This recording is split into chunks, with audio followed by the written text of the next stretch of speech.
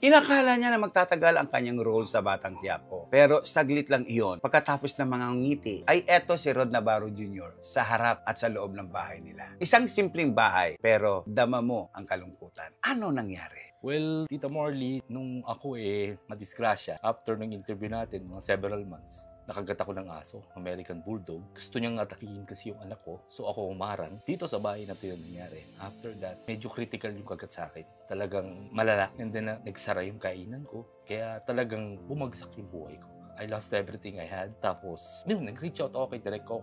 Lumapit ako sa kanya na sinabi ko kung ano yung sitwasyon ng buhay namin, sitwasyon ng mga anak ko. Kasi bilang isang ama, Tamorly, pinakamasakit sa'yo yung makita mo magmukhang tanga yung mga anak. Yun ang pinakamasakit. Kaya ako, talagang kanino ako nag-reach out. Nakakaiya, nakakaawa tignan yung sarili mo na halos nagdulumod ka, mabigyan ka ng trabaho, ng tulong. Kasi may binubuhay kang anak eh. Ikaw nagdala sa kanila sa mundo, tapos pahihirapan mo lang. Yun yung mga pinagdadaanan ko ngayon, kaya madalas